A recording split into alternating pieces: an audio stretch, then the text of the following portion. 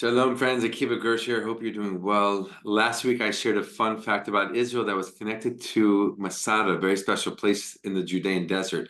We talked about the date seeds that were found there. If you haven't seen that video, go watch it. It's a great story. Anyway, it inspired me to share more about Masada because the story is such an incredible story and such an important one to understand the Jewish history of 2,000 years ago here in the land of Israel under Roman rule. There's an archaeological site that people can visit today. I've been there many, many times. Maybe some of you have been there. If you haven't been to Israel, God willing, next time you come or when you come for the first time, you'll get to visit Masada. It overlooks the Dead Sea. You can see Jordan across the way. It's a very, very special place. And as you're driving to Masada, you see this mountain just kind of rising in the distance, and it sticks out as compared to the landscape around. And basically, the story of Masada and why it's so special is this. All right, just for the historical context, 2,000 years ago, the Romans were controlling this land and things were getting more oppressive. They ended Jewish rule in terms of Jewish kings allowing to be the ruling power with the last king of Israel, Herod, who died in the year 4 BCE. And after that, it was Roman governors who ruled the land for many, many decades. And each one kind of was worse than the next, and things got more oppressive, both religiously, politically, economically. And in the year 66 CE, a revolt broke out between the Jews and the Romans. There was a small sect of Jews called the Zealots who had enough. They didn't want to see this continue.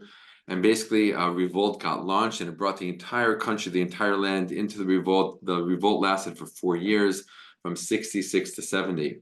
One of the first things that happened in the revolt is that a small band of zealot fighters went to Masada, which was at the time a Roman fortress in the middle of the Judean desert, alongside the Dead Sea. They attacked it and they took it over. And they lived there throughout the years of the revolt. And when the revolt was squashed in 70 and Jerusalem was destroyed and the Second Temple was destroyed in Jerusalem, Jews continued to live there. And in fact, many refugees from Jerusalem joined those who were already living in Masada or on Masada at the time. Almost 1,000 people lived on top of this mountain. And all this got recorded by a Jewish historian who was captured by the Romans. He was a Jewish military leader. Josephus, and he was forced to be a historian for the Romans. He recorded the history of this story, of this time period, as well as other periods before him as well. Anyway, he writes that about 1,000 people were living on Masada, and they were there from 70 to 73, and around the year 72, thousands of Roman soldiers came to Masada. They surrounded the mountain, they created a siege wall, they had siege camps all around to house these thousands of soldiers. And they trapped the Jews on top of Masada. And it was a very hard mountain to climb. There was only one real way to get up there, and they would have easily been attacked by the Jews above if they did that. So from the other side of the mountain, the Romans started to build a siege ramp. They started to pile up rocks and debris and earth and wood. And they made this huge siege ramp, and it elevated the height that they could reach. And eventually, when it got high enough, they brought a siege tower up the ramp. And in the year 73, they attacked the outer walls of Masada. Now, Masada was fortified by King Herod, and this fortress was very strong, very powerful. We mentioned in that last video about those dates that even made it into a very luxurious kind of place. That's the kind of guy that King Herod was. There were swimming pools and bathhouses and the like, and they broke through the walls. And it's hard to give away the whole story, but I will, because how can I not? But basically, the Romans came up and they were ready for a fight, right? They were ready to fight the Jews, and the Jews up there, they knew that their odds of defeating the Romans were slim to none, right? Out of 1,000 people living there, maybe you had a few hundred fighters. So they had a meeting, and all of this gets recorded actually by Josephus. So they had a meeting. The leader of the community there, his name was Eliezer ben Yair, and they had a meeting. They said, "What should we do?" And their main options are a fight or surrender. But a third option did come in, and that third option was to take their own lives, and to not allow the Romans to capture them, not allow the Romans to kill them, not allow the Romans to take them away as slaves and to the women to do horrible things too. And they said the best thing to do, we've been here for all these years, right? We're all about freedom. We're all about not being, oppressed by the Romans. The best thing we could do, they decided as a community, is to take our own lives. And that's what they did. So when the Romans got up there in 73, there was no fight because the Jews had already decided how the story was going to end. As an archaeological site, it's very, very interesting. As I mentioned in last week's video, it was excavated by archaeologists in the 1960s, led by Yigal Yadin, one of Israel's most important and well-known archaeologists. And they found all kinds of things. Just to share with you a few things that they found the remnants of Herod's palace.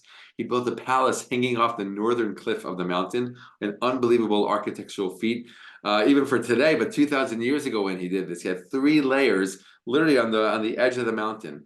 It's kind of like a step slope on that part of the mountain, and he built this 3-level palace for himself.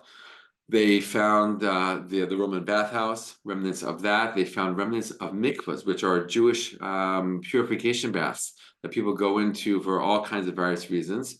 They found the synagogue there. And inside the synagogue, they found what's called a geniza, which is a place where worn out holy books are put, including Torah scrolls and other things as well. In that geniza, in that place, they found the book of, or at least parts of the book of Ezekiel, right, the prophet. And they found chapter 37 of Ezekiel, which has the very famous prophecy of the Valley of the Dry Bones, right, which is all about the Jewish people coming, resurrecting and rising up again after destruction and eventually coming back to Israel, right? He wrote that in Babylonia in exile. And just so powerful to know that they were learning those words of the prophet Ezekiel while they themselves were going through a very, very similar story as the Jews in Babylonia had experienced, right? After the destruction, right? They experienced the destruction of Jerusalem the first time, the first temple. The Jews in Masada after the year 70, were experiencing the destruction of the second temple. And how do you deal with that? How do you move on? How do you live without Jerusalem? How do you live without the temple? These are very similar questions that the Jews in Masada were going through, we're thinking about as the Jews living in Babylonia in that first Jewish exile. So really, really powerful things they found there on top. They found, as we said, all kinds of remnants of food and long storehouses. They found all kinds of different weapons that were used. And it's a really, really powerful place to visit.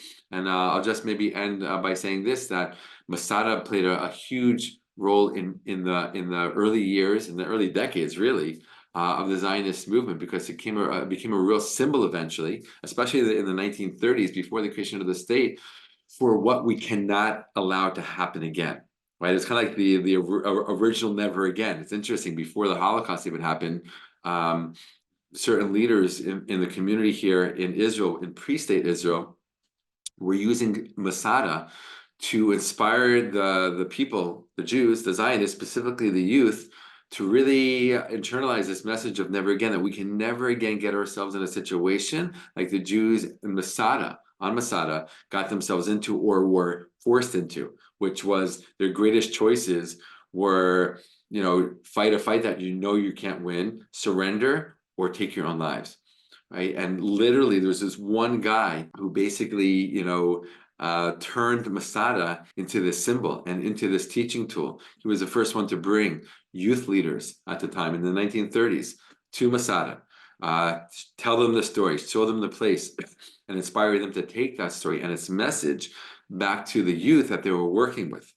There was a poem eventually written that talked about Masada, and it said in Hebrew, "Shenit Masada lo tipol," which means Masada will not fall again.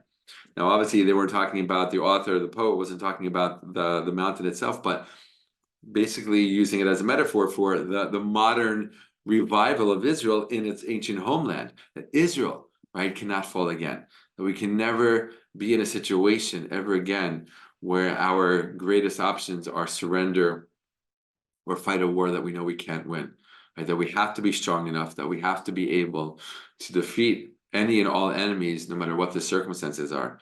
And thank God that's what we've been able to accomplish all of these years, 75 years now. And please God, that's what we will always be able to accomplish, because unfortunately our enemies are still out there. And the message of Masada still rings very, very clear and very, very loud and very, very true, that Masada will not fall again. And it's up to us to make sure that it doesn't. All the best and be well.